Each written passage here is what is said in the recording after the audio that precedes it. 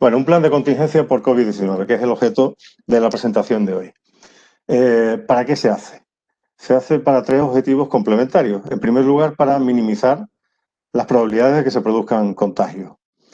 Evidentemente, esto es un fin, digamos, altruista, vamos a decirlo así, pero que desde luego también tiene impacto en nuestro negocio. Por tanto, vamos a tratar de minimizar las probabilidades de que se produzcan contagios entre nuestro personal, minimizar también la propagación en caso de que se produzcan contagios y, por supuesto, minimizar el impacto sobre el negocio. Estos dos objetivos, uno, por una parte, minimizar las probabilidades de contagio y otro, minimizar el impacto sobre el negocio, hace que en todos los planes de contingencia tengamos estos dos focos permanentemente abiertos. Tenemos que tener continuidad del negocio y tenemos que tener también minimizar la probabilidad de contagio. Y ya veréis que todas las actuaciones se orientan a estos dos fines que, como digo, son complementarios. Bueno, un plan de contingencia.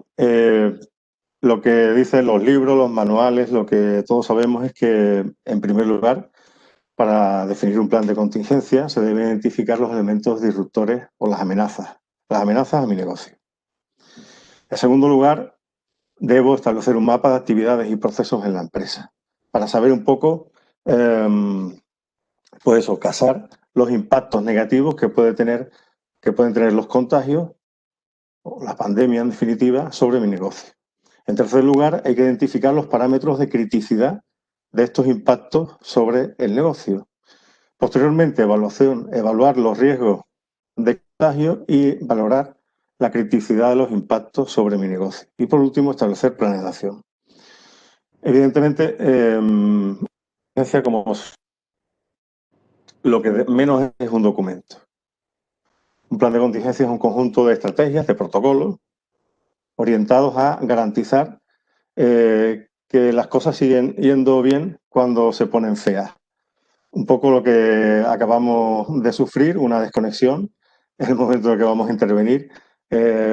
Hace poco sucedió un compañero que se quedó sin internet durante la presentación. Hay que tener preparado un plan B. Nuestra obligación, para eso nos pagan, es tener un plan B en caso de que el plan A falle por alguna circunstancia. Y en estas situaciones como las que estamos viviendo hoy en día, es muy fácil que el plan A vaya cambiando y vaya cambiando casi diariamente.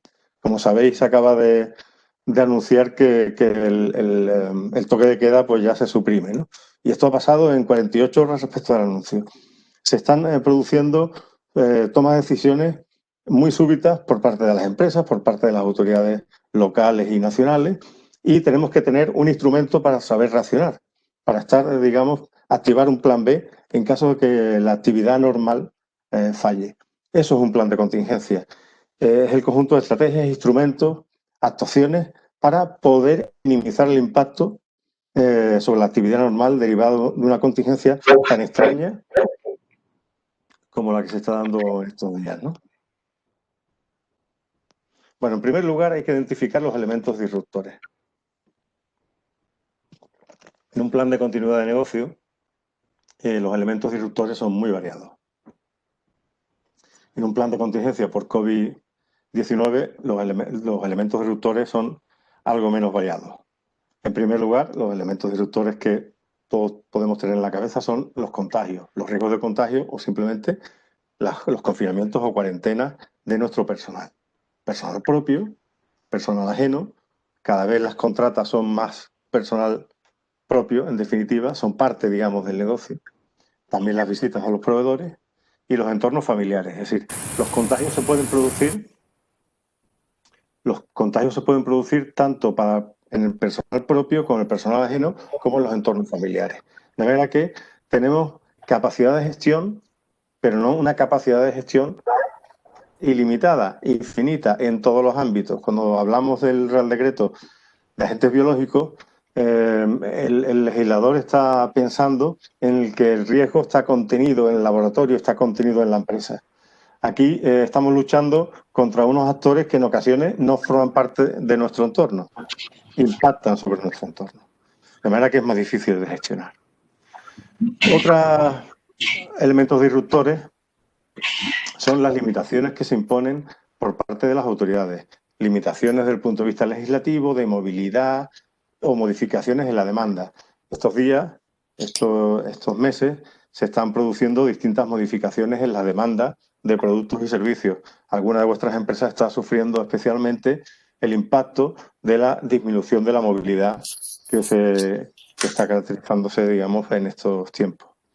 Entonces, también el plan de continuidad de negocio debe tener en cuenta esas circunstancias, ese elemento disruptor, esa amenaza a la continuidad del negocio. Pero también se pueden producir otras limitaciones o amenazas. Y es que no solamente mi personal, el propio y el de mis contratas, puede verse impactado, es que también puede verse impactado los proveedores de servicios esenciales para mí, o de materias primas, o de elementos, ya digo, esenciales para la fabricación, para mi fabricación. Con lo cual también tengo que estar pendiente de buscar planes B para cuando la pandemia ha golpeado a mis proveedores. Hemos dicho que el primer punto era identificar las posibles amenazas. El segundo punto consiste en identificar el mapa de actividades y procesos de la empresa. Esto es un ejercicio muy académico, pero útil, sencillo, destinado simplemente a asegurarse de que se nos van a olvidar las mínimas cosas posibles a la hora de establecer el plan de actuaciones. Aquí se hace un pequeño recorrido sobre los aspectos que consideramos que deben revisarse a la hora de establecer ese mapa de lugares de trabajo, por ejemplo. Saber si los lugares de trabajo son abiertos, cerrados o permiten la ventilación, los accesos, la política de acceso, la ubicación, los medios de control disponibles, las tipologías de recintos, si existen áreas comunes, si existen praderas de trabajo, si existen despachos, salas de reuniones, almacenes, laboratorios, cafeterías, si existe la posibilidad de establecer recorridos alternativos, si existen lugares y equipos de uso común y que no pueden dejar de usarse, de tener este carácter de uso común, las superficies, distancias, aforos, densidad, las pautas de ocupación, los horarios. Es decir, es interesante hacer una descripción, un inventario de todas aquellas características que pueden verse impactadas por la pandemia desde el punto de vista físico de los lugares de trabajo. Aquí ponemos un pequeño ejemplo muy simple, como casi todo lo que vamos a poner en esta transparencia, en esta presentación, en el que se ponen algunos ejemplos de en qué estamos pensando. Estamos pensando en algo que sea útil simplemente para el plan de contingencia. Pero no solamente nos tenemos que fijar en los lugares de trabajo, también nos tenemos que fijar en las actividades, en los procesos, en los productos, en los puestos de trabajo de la empresa y los condicionantes de esas tareas, actividades, procesos acometidos en mi empresa.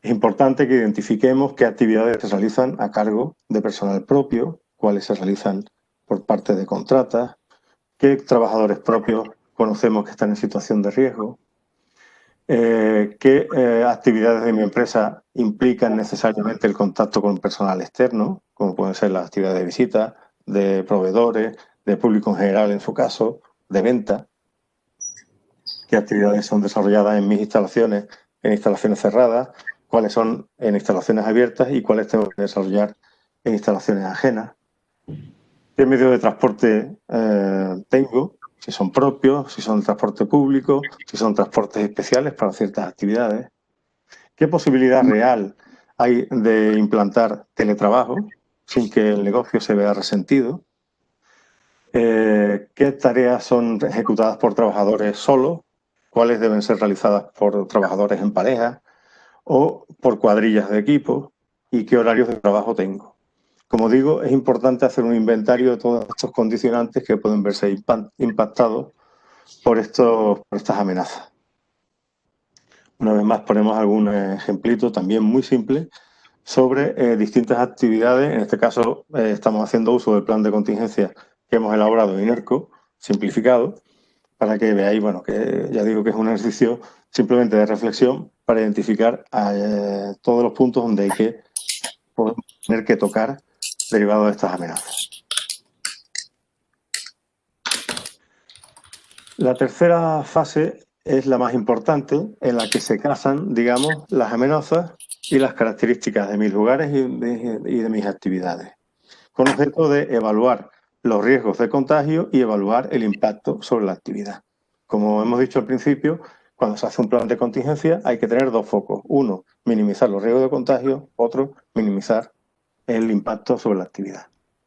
De manera que hay que identificar las actividades, los procesos, los productos o los servicios que se podrían ver potencialmente afectados por las amenazas indicadas, y hay que tratar de cuantificar, puede ser de un modo más profundo, puede ser de un modo simplemente cualitativo, cuál es el impacto, cómo de importante es el impacto. Pues por los tiempos de interrupción del suministro o de recuperación del suministro, pues por el lucro cesante que se puede producir, el coste reputacional. Simplemente si no soy capaz de servir mi producto a un cliente, el cliente puede querer cambiar de proveedor. Los suministros mínimos que vamos a considerar como aceptables o que se pueden considerar por parte de nuestros clientes como aceptables. ¿Qué elementos de mitigación puedo llegar a tener? ¿Qué potenciales medidas correctoras puedo introducir para minimizar estos impactos? ¿Y qué alternativas tengo, aunque sea pues, casi comprando, digamos, en la competencia, para no interrumpir, digamos, mi suministro cuando sea esencial para nuestros clientes? Es decir, en esta fase, como digo, determinamos todos aquellos parámetros que pueden hacer que un impacto sea significativo en mi negocio. Además, tenemos que hacer una evaluación de riesgo y valoración de la criticidad del impacto. Por tanto, como digo, como hemos dicho ya reiteradas veces en esta presentación, tenemos que evaluar los riesgos de contagio, tenemos que valorar el impacto. Para aquellos impactos que no sean aceptables, tengo que adoptar medidas correctoras. Y el último punto, seguimiento y actualización del plan. Es importantísimo que, como hemos dicho al principio también, el plan se considere no como un documento, sino como un conjunto de estrategias que posibiliten que esté vivo, que se vaya adaptando a las circunstancias. Circunstancias más que nunca cambiantes, como está sucediendo hace muchos años en la economía y casi en la sociedad. Bueno, aquí se pone también un pequeño ejemplo de nuestro plan de contingencia en el que se hace referencia a las distintas actividades y el nivel de riesgo de contagio característico de cada actividad. Nosotros tenemos actividades como servicio de prevención ajeno de reconocimientos médicos. Bueno, eso es una actividad singular desde el punto de vista de la posibilidad de contagio. También tenemos personal que se traslada a la oficina en transporte público. Tenemos gente que no sale de la oficina, que está siempre realiza su actividad laboral en la oficina. Tenemos gente que tiene que trabajar en instalaciones ajenas, como las vuestras.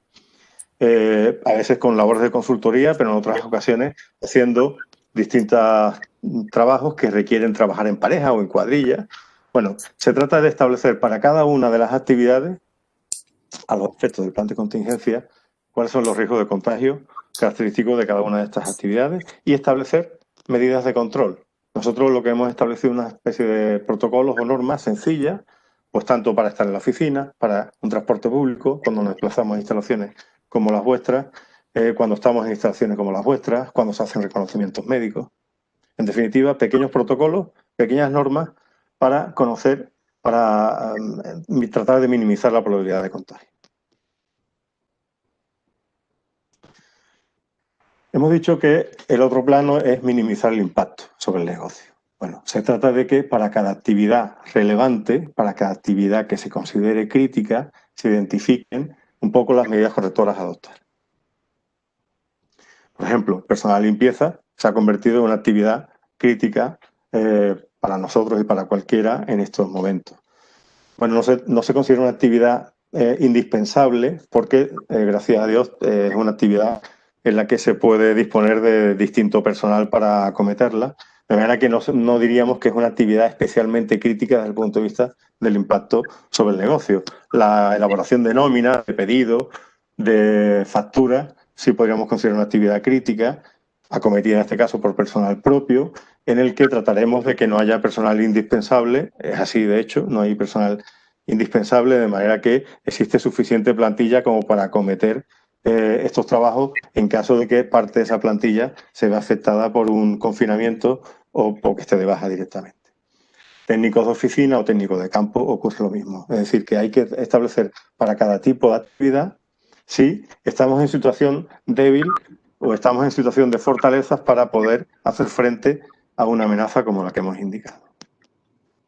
Bueno, hasta ahora lo que hemos comentado de una forma muy breve, muy resumida y además tratando, como hemos dicho al principio, de recuperar el retraso originado, de lo que dicen los manuales, el planteamiento cartesiano de hacer un plan de contingencia o, en definitiva, un plan de continuidad de negocio por la amenaza del COVID-19. Bueno,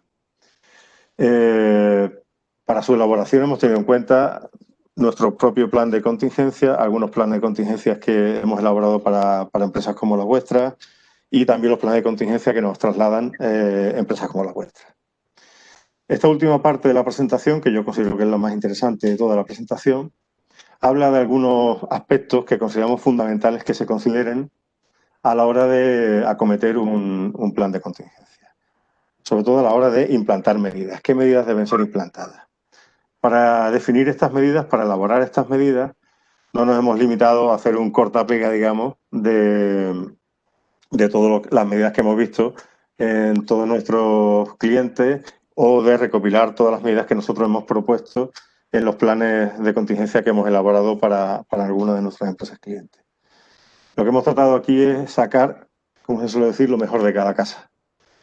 Algunas cuestiones que probablemente no hayan sido advertidas por empresas como las vuestras, porque se trata de las mejores técnicas disponibles, como si estuviéramos hablando de medio ambiente, pues las mejores prácticas disponibles en materia de planes de contingencia, después de haber hecho un análisis pormenorizado de todas ellas, habiendo acudido a empresas punteras como las vuestras, del sector del oil and gas, del sector farmacéutico, del sector de la siderurgia, de distintos sectores del sector de la industria química. Y bueno, son 6 transparencias en las que hacemos un recorrido, ya digo, por las mejores prácticas. Empezamos por la primera, que yo considero que es la fundamental, la más importante de todas, y es la constitución de un comité de crisis o un comité de seguimiento o un comité de emergencia, tal como se denomine en cada caso. Como decimos, la constitución de este comité consideramos que es imprescindible. Debe estar constituido con personas con capacidad de decisión y liderazgo en la empresa, de manera que deben ser personas de alto nivel. A pesar de que sean personas de alto nivel y que suelen estar muy ocupadas, tienen que ser muy ágiles en la toma de decisiones, porque, como hemos dicho, las situaciones van cambiando pues minuto a minuto, día a día, desgraciadamente. Y es verdad que deben tener una adecuada cultura de seguridad. ¿Qué significa eso? Bueno, tienen que estar, en cierto modo, compensados los perfiles que formen parte de esa comité de crisis o comisión de seguimiento, porque no podemos ser excesivamente arrojados a la hora de adoptar medidas que puedan ir en contra de la salud, en este caso de nuestro personal, porque eso puede condenarnos, digamos, a medio plazo. Un poco el debate que se produce en estos días, ¿no? Hemos sido demasiado optimistas, hemos sido, como país, tomado unas decisiones un poco a la ligera, porque, tenemos que tener cuidado con las medidas que tomemos y tener un tono adecuado de cultura de seguridad, porque si nos equivocamos en el tono, podemos dar el traste con la continuidad del negocio. En segundo lugar, las organizativas. Las medidas organizativas son de especial relevancia relacionado con este tipo con esta pandemia. En primer lugar, el teletrabajo. El teletrabajo se ha convertido en una herramienta casi imprescindible para todos aquellos que podemos realizar teletrabajo, como veis. Pues yo estoy ahora mismo en mi casa y prácticamente no se ve impactado, digamos, mi actividad por el hecho de no estar en la oficina. No siempre es así. Muchas de las actividades que realizan el personal, los operarios, evidentemente, no son teletrabajables, si existiera la palabra. Pero siempre que se pueda hay que aplicar el teletrabajo, por lo menos en estas fases de contención de la pandemia. Hay que acompañar estas medidas de teletrabajo de medidas de conciliación. Las empresas de referencia en España, en el ámbito industrial, están aplicando políticas de conciliación muy interesantes para que esto del teletrabajo no se convierta a su vez en un problema para las personas que tienen que aplicarlo. Primero, la jornada continua, con objeto de minimizar el tiempo que se pasa en las instalaciones y con objeto de minimizar el tiempo que se pasa pues, en el comedor y en situaciones así, con turnos para uso de espacios comunes laminar las entradas y salidas. Creo que este tema también es fundamental. Lo vamos a comentar después, pero ya lo comentamos ahora. Flexibilizar los horarios siempre que sea posible para minimizar estar en transporte público en las horas puntas. Aplicar grupos burbujas para minimizar el personal en cuarentena. Este aspecto lo consideramos nosotros absolutamente fundamental. Es decir, si yo mi cuadrilla de trabajo, mi letra de trabajo, como muchos de vosotros usáis en vuestras instalaciones, mi letra está formado por 9 personas, tratemos de que no haya personas que vayan rotando de letra a letra, porque como esa persona se haya visto contagiada, pues va a poner en cuarentena, en vez de un equipo de 9 personas, a 4 equipos de 9 personas. Y eso puede condicionar directamente el que yo pueda seguir operando. Así que, como siempre estoy diciendo al principio de esta presentación, son cuestiones muy sencillas, muy lógicas, pero que sobre las que hay que reflexionar. Así que la aplicación de los grupos burbujas yo considero que es fundamental para minimizar la extensión del contagio y para minimizar las jornadas perdidas y posibilitar la continuidad del negocio en caso de que se produzca una situación como una cuarentena de 14 o 10 días. Minimizar también los riesgos comunes. Una de las cosas que decíamos al principio es los comités de crisis. Hombre, no sería muy inteligente que el comité de crisis se reuniera en un pequeño despacho con 6 personas que mandan mucho en mi empresa y que en caso de que una se haya visto contagiada con 5. Hay que minimizar los riesgos de causa, como en análisis de riesgos, ¿no? Lo que decía también siempre en los pilotos, que el piloto y el segundo no suelen menú para que si está malo, digamos, un menú, los dos no se pongan malos porque a ver quién pilota el avión, ¿no? Minimizar los trabajos en pareja. Sabéis que en España somos muy dados a hacer los trabajos en pareja. No sé si esto viene de la Guardia Civil o es una consecuencia también eso de la Guardia Civil de esa costumbre española. Hay que tratar de minimizar los trabajos en pareja, salvo necesidad, por temas de ergonomía, por distintas cuestiones, o porque lo imponga la normativa en prevención por los recursos preventivos. También hay que minimizar los integrantes de las cuadrillas en la medida de lo posible. Como estamos viendo estos días, se reducen las cargas de trabajo por la menor demanda en muchas ocasiones. Como consecuencia de esa disminución en las cargas de trabajo, se tienen que reducir en ocasiones las plantillas y, bueno, hay que tener cuidado con este aspecto. Por ejemplo, en la solicitud de permiso de trabajo nosotros estamos recomendando siempre que se realice por un solo trabajador y no por los 2 trabajadores como era, digamos, una práctica habitual. Protocolos y niveles de acción. Hemos dicho antes que es importante tener claro las actuaciones que se tienen que acometer en cada momento. Una de las dificultades que como ciudadanos estamos viendo en estos días es que yo particularmente ahora mismo no sé a qué hora puedo salir, ya a qué hora no puedo salir, a qué hora no puedo estar en la calle. Yo no tengo perro, pero si tuviera perro no sé si se puede salir con el perro a las 11:15 de la noche. Lo que quiero decir es que a la gente hay que darle mensajes muy claros, muy claritos, sobre qué hacer en caso de que ocurra lo que sea. Es decir, ante contacto con un personal sospechoso, ante contacto con un positivo, si tú das positivo, si hay 2 o más positivos en una misma área de trabajo. Hay que definir reglas muy sencillitas, muy claras, para que todo el mundo sepa perfectamente qué es lo que tiene que hacer. La simplicidad en este tema del COVID yo creo que es fundamental porque estamos demasiado rodeados de excesiva información. Otro aspecto fundamental es el de la comunicación. Vamos a ver, ahí somos un poquito políticamente incorrectos. Existen algunas empresas, cada vez menos, gracias a Dios, y muy pocas en nuestro sector, en el sector de la gran industria, en la que dar malas noticias pues no sienta bien desde el punto de vista de la prevención de riesgos laborales o la seguridad en general. Es decir, se tiene que crear un clima de confianza en la empresa de manera que dar una mala noticia no sea una mala noticia.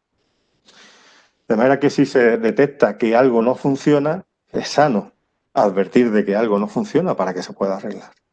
Si lo que se trata es de comunicar que, bueno, que es que me encuentro con síntomas sospechosos o compatibles de tener COVID, pues no hay que tener miedo, levantar la mano e indicarlo rápidamente. Y, desde luego, el que recibe esa información no puede mirar para otro lado tampoco.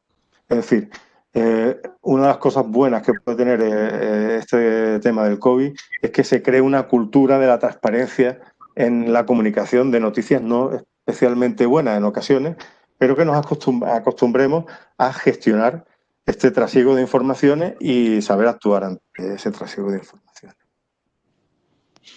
Evidentemente, tiene que estar al otro lado gente responsable, gente comprometida y gente que entienda, médicos del trabajo, mandos y responsables de prevención.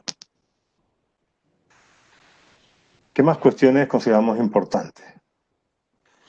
Retorno a las instalaciones. El retorno a las instalaciones, desde luego, las mejores prácticas que están aplicando las empresas de referencia son retornos escalonados siempre que sea posible. Respecto de qué condiciones se imponen a los trabajadores para retornar, hay de todo. Hay empresas que están pidiendo los PCR, pero no es lo habitual. Hay empresas que están pidiendo simplemente una declaración responsable. Hay empresas que simplemente se limitan a medir la temperatura junto con la declaración responsable.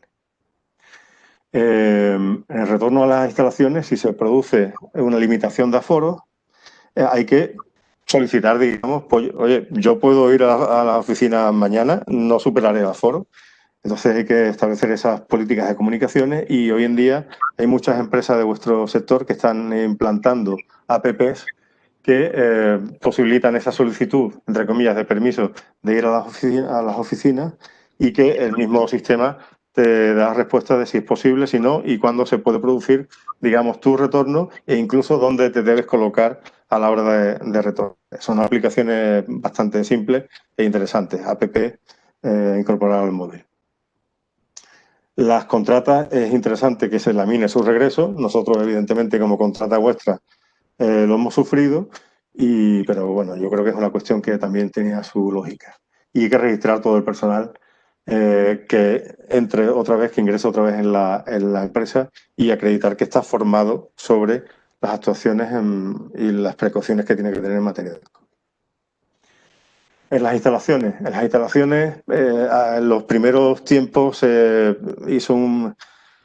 gente entró en pánico y todo el mundo quería adoptar todo tipo de medidas. Hoy en día las cosas se han puesto un poco más razonables y esto es un poco lo que consideramos que es de mayor aplicabilidad. Y es el uso de alfombras en la entrada, sobre todo si se trata de oficinas, medición de temperatura en la entrada, limitar el uso de duchas y vestuarios, limitar sobre todo el uso por contrata de este tipo de instalaciones, reubicación, rediseño de puestos de manera que se mantenga la distancia de seguridad, limitación de aforos, sentidos de entrada y salida, que es muy habitual ya en todas las empresas, desinfección y distribución de geles, bueno, esto es algo que todo el mundo hace, señalización y cartelería, creo que es muy interesante, y mamparas solamente estamos viendo que se estén aplicando y nosotros también proponemos que solamente se implanten en aquellos puestos de atención al público.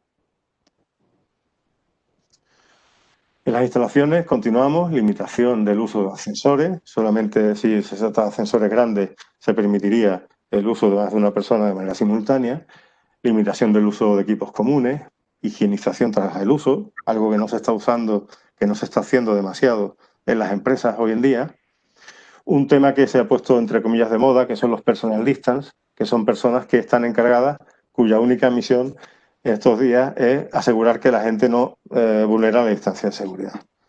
En alguna empresa en la que nosotros estamos trabajando muchísimo, se denomina, y disculpen ustedes la expresión, el tío de la vara, porque hay una persona que va con una vara de 2 metros para asegurarse de que la gente está a 2 metros de distancia unos de otros.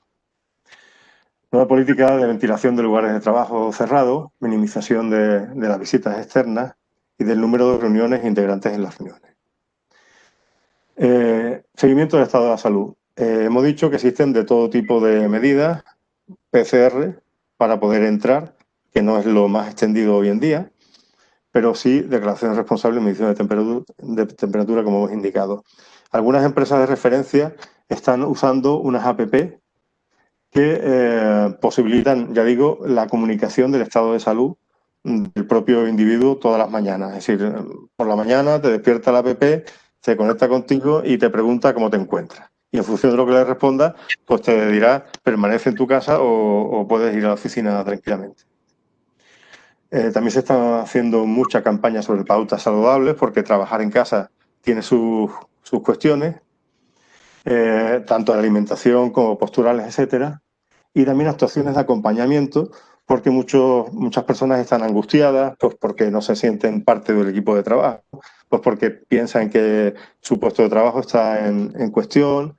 Entonces, distintas empresas de referencia están haciendo labores de acompañamiento para que el trabajador no se sienta, digamos, perdido estando en su casa tanto tiempo. Ya estamos terminando. Mascarilla, simplemente aquí hacer dos notas. Está muy bien usar la imagen de marca. Nosotros también tenemos mascarillas con el logotipo de INERCO, pero siempre que tenga el nivel de protección adecuado. Y por cierto, no vayamos a cambiar la mascarilla de uso para exposición a gases, a polvo, a gases peligrosos, etcétera, por una mascarilla higiénica.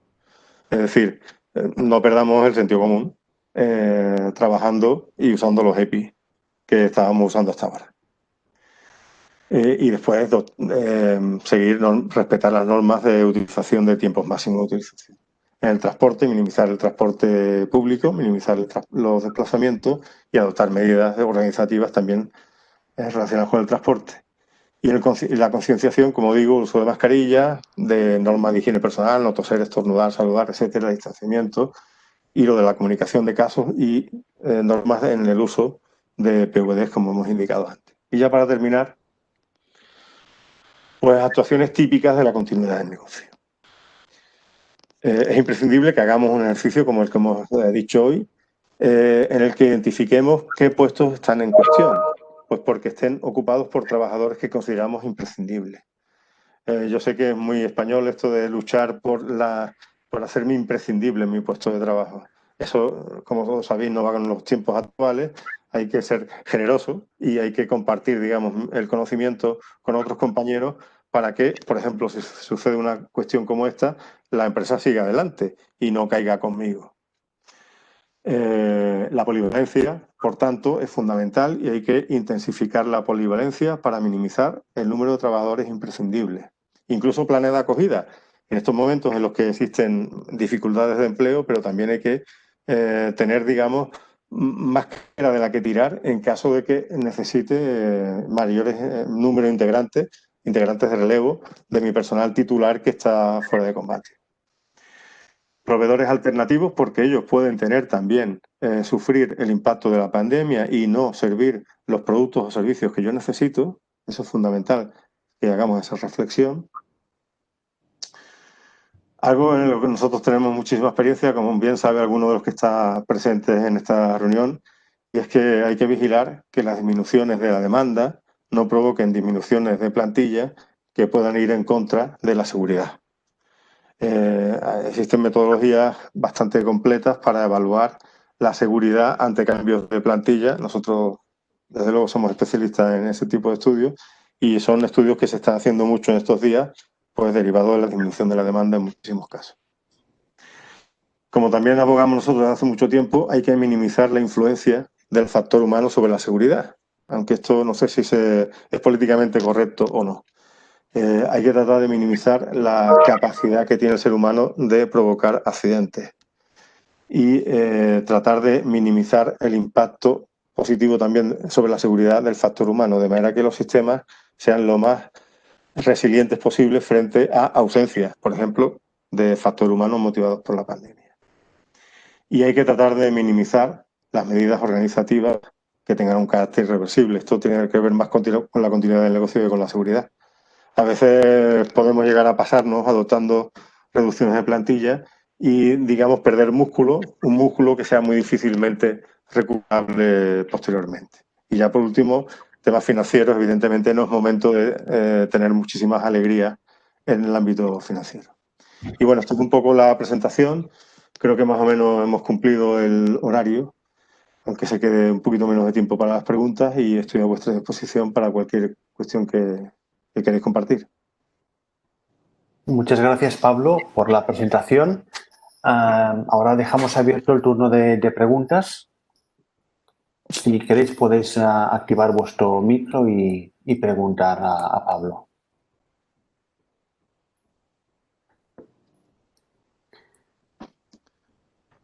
Yo, mientras no sale ninguna pregunta, Pablo, sí que me ha parecido interesante cuando comentabas lo del comité de crisis. Sí. Me ha parecido interesante que comentabas que el comité, y yo también pienso igual, debe tener un perfil compensado, ¿no? Esto ha surgido en alguna otra ocasión, en algún debate que he tenido y demás, y sobre todo quizás identificar necesidades formativas para afrontar situaciones de crisis, ¿no? Porque no todo el mundo sabe comunicar, no todo el mundo sabe empatizar, dar esa sensación de calma o tener calma ante una situación crítica, ¿no? Efectivamente, pero hay dos cuestiones complementarias. Una es el comité de crisis, en el que se decide, sobre todo, es un sitio donde se decide, y después está el resto de personal que, pues digamos, recibe el pedido del comité de crisis y hace su labor. Pues si hay que incorporar una contrata, pues yo qué sé, alternativa de limpieza, pues ya se pone manos a la obra. Si lo que hay que hacer es comunicar ciertas cuestiones, pues se pone manos a la obra en las cuestiones de comunicación. Si lo que hay que hacer es establecer rápidamente una actuación de formación para incrementar la polivalencia, pues allá que van ellos a hacer sus actuaciones. Pero me refiero que hay que tener personas que sepan bien qué se trae entre manos y entenderme. La dirección sabe muy bien qué es lo que se trae entre manos, evidentemente, pero hay que tener perfiles, me refiero a perfiles compensados, entre personas especialmente lanzadas a la hora de adoptar decisiones y personas especialmente conservadoras que por lo menos promuevan la reflexión de las personas con talante más lanzado. Evidentemente, dentro de la dirección suele haber siempre perfiles también compensados en ese mismo sentido. No digo que sea imprescindible que haya personal de prevención, yo considero que viene muy bien. Personal médico también debería ser por lo menos un staff de ese comité de crisis. Y por supuesto los temas de comunicación, no sé si es que tienen que estar formando parte del comité de crisis, pero sí desde luego recibir directamente las noticias del comité de crisis y ponerse a funcionar en función de las decisiones que se tomen. Ok. Luego hay un tema que ha salido y también a veces me han comentado, ¿no? Quizás estamos acostumbrados en prevención y seguridad a querer tener todo muy controlado porque está todo muy regulado a nivel normativo y vamos con esta ansia de que no se nos escape nada y quizás ahora nos estamos yendo a un escenario donde todo es mucho más impredecible, ¿no? ¿Cómo jugamos este papel? Esta sería una dificultad quizás a la que nos enfrentamos y que no estamos acostumbrados. Yo creo que esa es la seguridad moderna. La seguridad moderna, vamos a ver, nosotros no quisiera hablar mucho de nosotros mismos porque no estamos aquí para eso. Pero dejadme que haga una reflexión. Nosotros, particularmente en el ámbito de la prevención, como sabéis muchos de los que con los que hablo habitualmente, hemos abierto lo que nos denominamos una tercera vía. Esta es la vía de digamos, la prevención de riesgos laborales, en la que el trabajador recibe el riesgo. Está la vía de la seguridad industrial, en la que tratamos de que los sistemas funcionen solos y funcionen perfectamente y cada vez metemos más capas de protección y efectivamente cada vez funciona mejor. Y después está la tercera vía, que es la que en definitiva provoca los accidentes relevantes, los accidentes catastróficos. Nos gusta denominarlos así porque incluyen también los de aviación y otro tipo de sectores, no solamente el industrial. Este tipo de accidentes catastróficos se producen habitualmente cuando las circunstancias no son las normales. De manera que esto del COVID nos tiene que hacer evolucionar hacia unos escenarios de seguridad flexible. No significa flexible que yo sea que minimice, digamos, la adopción de medidas preventivas de cualquier tipo, de seguridad de procesos, de prevención indispensables. Sean medidas flexibles porque sea capaz de adaptar la seguridad a las circunstancias cambiantes que se van a producir. En el ámbito de la seguridad de procesos, lo que estamos hablando es que la seguridad, exista una seguridad que no es la seguridad habitual, para operaciones de puesta en marcha, por ejemplo. En las operaciones de puesta en marcha no se pueden seguir exactamente los cánones establecidos para la operación normal. De manera que tenemos que acostumbrarnos a hacer una seguridad que sea suficientemente segura ante situaciones que sabemos que cambian, que sabemos porque nuestro proceso lo exige que cambie o porque las circunstancias exteriores, como en este caso, pueden cambiar. Esto nos hace salir, como se suele decir ahora tanto, de la zona de confort, ya lo sé, pero no significa que esto se convierta también en un batiburrillo en el que nada se pueda avanzar. Es decir, existen también metodologías, aproximaciones para tratar de algún modo, meter en cajas toda esta variabilidad de situaciones que se pueden producir. Y yo creo que estamos aprendiendo a vivir con seguridad en la incertidumbre y tenemos que acostumbrarnos a vivir con seguridad en la incertidumbre, porque la alternativa es cerrar y cerrar no es una alternativa. Hola, no sé si se me... Sí. Sí, si te escuchas, Satur. Hola, buenas tardes. Saturnino, yo tengo una pregunta. Bueno, me ha parecido la presentación muy interesante y la verdad es que... Ha parado. No. ¿Se me oye? ¿Sí? Sí. Sí. Vale. Mira, la pregunta es sobre los grupos burbuja para las empresas que tenemos trabajadores a turnos y sobre todo con la turnicidad, con el turno de noche. Sí. Yo he entendido y es lo que estamos procurando. Hemos mantenido los grupos hasta que volvimos de vacaciones. Nuestras vacaciones fueron el mes de agosto. Los mantuvimos completamente herméticamente cerrados. Sí. Pero nos hemos encontrado que, claro, llevar a unas personas de una manera voluntaria, también está dicho, durante 3 o 4 meses trabajando siempre de noche, pues ha tenido sus riesgos. Por un lado, un escenario de seguridad flexible, aprovechando ya tu último, porque claro, en un momento dado te pueden decir, oiga, ¿usted quién es para que tenga a personal a turno durante 4 o 5 meses?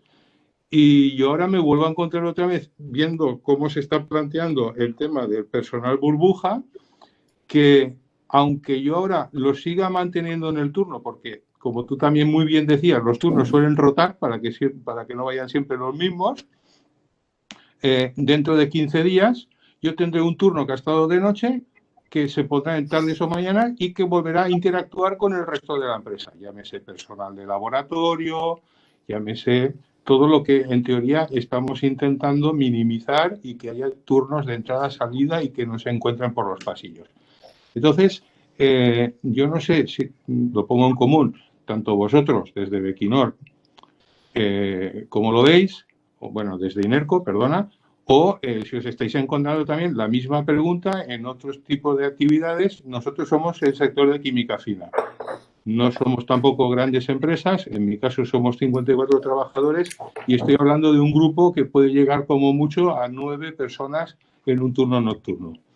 No sé, mi pregunta era a ver cómo podríamos plantear el hecho de poder flexibilizar esta burbuja, si es que se puede. A ver, es que el asunto es que hay que compatibilizar situaciones que casi son incompatibles, ¿no? Por su concepto. Es decir, el grupo burbuja, yo creo que se ha explicado suficientemente, de manera suficientemente clara y bueno, todos lo sabemos.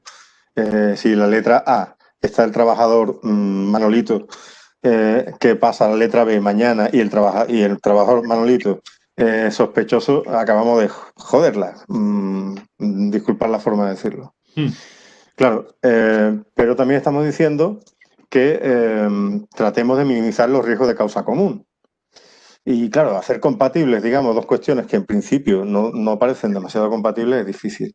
Bueno, lo que se trata es de minimizar los impactos, hay que ponerse, digamos, en esas situaciones. Y tratar de minimizar los impactos de un colectivo sobre otro colectivo si en ese otro colectivo no se han adoptado medidas tipo burbuja. De todas formas, también hay que tener claro que está muy feo la forma de decirlo, pero no todos los trabajadores son imprescindibles, vamos a decirlo así. Es decir, existen puestos de trabajo en los que existe una cierta capacidad usando términos otra vez coloquiales, tirar de uno y si no, tirar de otro, y se puede llevar el trabajo, la tarea, la actividad adelante. Bueno, tenemos que conjugar todo ese tipo de circunstancias y simplemente se trata de sentarse y analizar cuál es la situación en la que corro menos riesgo, en definitiva, porque la situación ideal no existe. La situación ideal, como estamos diciendo, es vivir en un mundo en el que no existan esos riesgos, y eso no existe, y desde luego cerrar tampoco, como decimos, es la opción. De manera que hay que acostumbrarse a vivir con un cierto nivel de riesgo, que aprovecho para decir que es curioso cómo socialmente no se asume esa circunstancia, que debemos ser capaces de seguir operando, seguir viviendo, asumiendo un cierto nivel de riesgo, y que en las empresas industriales estamos acostumbrados a trabajar con ciertos riesgos que teóricamente son, en fin, muy relevantes, pero que podemos trabajar con ellos sin que eso signifique, digamos, estar en situación de peligro constante, como trasladando la situación, digamos, actual a la sociedad en general, ¿no? Se trata de hacer un análisis pormenorizado de qué situaciones son las que impactan más, ante qué contagios qué actividades se van a ver más comprometidas y cuáles de ellas son críticas y cuáles de ellas no son críticas, y a partir de ahí tomar decisiones. Muy bien, muchas gracias, Pablo.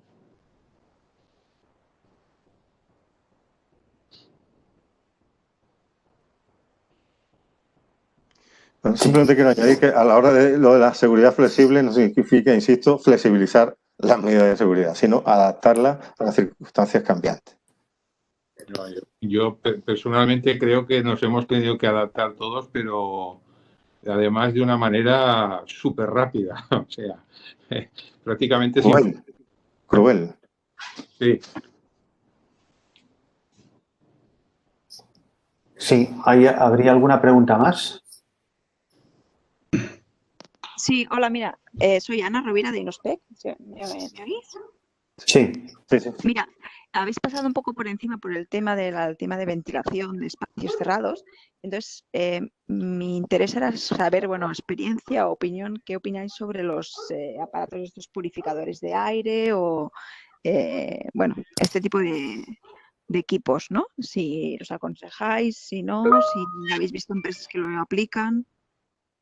Gracias. A ver, nosotros lo que estamos viendo, bueno, muchas de las empresas como las vuestras son instalaciones que tienen mi edad, de manera que suelen tener ventanas y se pueden abrir las ventanas. Entonces, casi la mejor medida correctora a adoptar es abrir las ventanas y que entre el aire, que circule el aire. Cualquier otra medida relacionada con la ventilación tiene que estar basada en cálculos. Nosotros lo que estamos haciendo es monitorear el CO2 en instalaciones cerradas y correlacionar, digamos, el número de renovaciones de aire con los niveles de CO2, más allá de ponernos a hacer cálculos sobre los sistemas de ventilación y de climatización de cada empresa. Simplemente, midiendo los niveles de CO2, determinamos si el número de renovaciones de aire es razonable, y si lo vemos bajo, pues hay que tratar de minimizar los aforos, en definitiva. Esto es muy bueno. Respecto del uso de purificadores, etcétera, es que ahora está esto invadido por todo tipo de fabricantes, algunos de los cuales, pues, en fin, no creo que merezca la pena hablarse mucho con ellos. Entonces, bueno, hay que tener cierto cuidado, estudiar bien las capacidades de cada equipo y ver si en mi pradera, que puede ser enorme, digamos, un aparato de ese equipo tiene algún sentido, ¿no? Vale, perfecto, contestado. Gracias.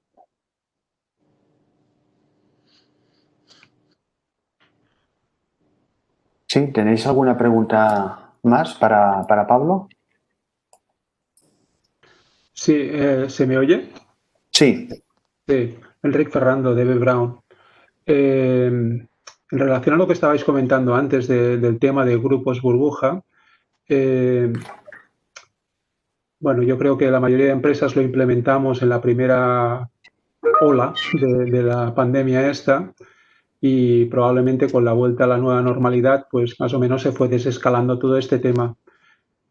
Actualmente yo me cuestiono si tiene sentido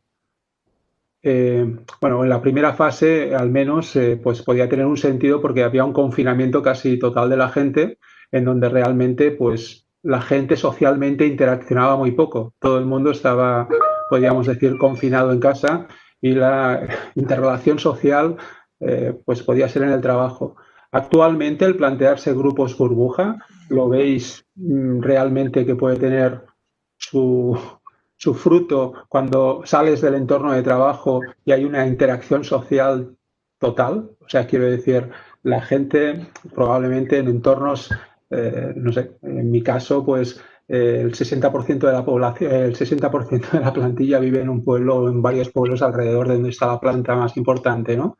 Entonces, entre ellos seguro que interrelacionan, ¿no? Entonces, igual estamos haciendo aquí una ingeniería de grupos burbuja y cuando salen de la planta están tomando una cerveza los del turno de la mañana con el turno de la noche con el turno de la tarde, ¿no? Entonces, no sé, en un contexto parecía que tenía mucho criterio y al menos en nuestro caso funciona muy bien, pero en el contexto actual, no sé, yo me lo cuestiono. No sé qué opináis. Bueno, yo te pongo, digamos, un ejemplo nuestro, ¿no? Nosotros tuvimos una persona nuestra, de nuestra organización, se ha ido a África a hacer labores de voluntariado en plena pandemia y al final del mes de septiembre o principio de octubre. Y fuimos a despedirla, a una chica, a despedirla, a hacer una pequeña celebración de despedida. Y claro, ahí nos veía a todos que trabajamos en prevención, tratando de minimizar, digamos, pues de maximizar las distancias, de no compartir. Alguien que nos viera de fuera, porque estábamos en un bar rodeado de gente que seguramente no trabajaba en prevención, de gente joven, y entonces nosotros parecíamos un poco como marcianos, ¿no? Comportándonos de una forma un poco extraña respecto a los demás, porque todos sabíamos que nos estábamos jugando nuestra continuidad, la continuidad de nuestro negocio, para decirlo bien, si lo hacíamos mal, ¿no? Esto es un tema de concienciación. Esto es tan sencillo como ocurre, por ejemplo, en Latinoamérica. Nosotros trabajamos mucho en Latinoamérica y se hace mucho hincapié en la seguridad fuera de la planta, ¿no? Es decir, pero si usted da igual, si usted dentro de mi planta, usted casi seguro que no va a tener accidentes. El problema es que usted cuando sale por esa puerta es mucho más irresponsable, vamos a decirlo así, entenderme, que cuando está en mi instalación, ¿no? Entonces es una labor de concienciación, de autocuidado, de la cultura de autocuidado, etcétera. Claro, en una instalación industrial y después los trabajadores coinciden con distintos turnos en el bar del pueblo, pues, en fin, está todo muy limitado, evidentemente. Gracias. Sí, mire, esperamos alguna pregunta más. Aquí Pablo, me has recordado un documento que revisé a mediados de junio cuando preparaba una jornada que organizamos yo diría, a finales de junio, principios de julio para Quashic. Y en ese documento era una encuesta que se había realizado a diferentes empresas. Uno de los factores que se identificaba como crítico en negativo, era la falta de concienciación del personal a la hora de respetar las normativas que iban saliendo en temas de prevención frente al COVID. Era un tema que se consideraba realmente preocupante. Claro, es que los que trabajamos en prevención estamos un poco, yo creo que todos nosotros estaremos un poco sorprendidos de que se sorprenda a la sociedad, ¿no? Nosotros, en fin, ya sabemos que con los bueyes caramos habitualmente y ya sabemos cuánto nos cuesta ir mejorando en la cultura de seguridad. Hemos tenido que inventarnos pues, esto de la gamificación para que los mensajes impacten, para que no sean formaciones, vivan experiencias. Parece que estamos hablando, en vez de un curso de formación, de ir a un restaurante de la guía de Michelin. Es decir, estamos cada vez más, entre comillas, desesperados por cómo impactamos, cómo golpeamos la conciencia de nuestros trabajadores para que minimicen los actos inseguros, para que comuniquen situaciones inseguras. Y en esa estábamos cuando de repente toda la sociedad habla de lo mismo. Pues bienvenidos al club. Ok. No sé si queda alguna cuestión más. ¿No? Entonces, si me permitís, quisiera agradecerle a Pablo el tiempo que nos ha dedicado y con la temática que acordamos, porque realmente me ha parecido muy interesante y que ha generado interés entre los asistentes. Pablo, quisiera agradecerte a ti, a Inerco y a Bequinor el haber participado con Quasic en esta primera webinar de lo que sería nuestra asamblea del mes de octubre. Bueno, yo los agradezco a vosotros, agradezco a Bequinor, os pido de nuevo disculpas por la situación tan extraña que se ha producido. Es que me quedé sin ordenador directamente, se apagó y gracias a Dios ha revivido. Y bueno, estoy a vuestra entera disposición. Como sabéis muchos de los que me conocéis, yo no solamente esto de la prevención, la seguridad, la prevención de riesgos catastróficos por factor humano, no solamente es mi trabajo, sino que es una de mis pasiones. Y encantado de compartir con todos los que queráis reflexiones, deriven en trabajos o pedidos o no, porque todo eso yo creo que nos hace crecer a todos y a mí desde luego me entusiasma. Así que me tenéis a vuestra entera disposición, como ya sabéis.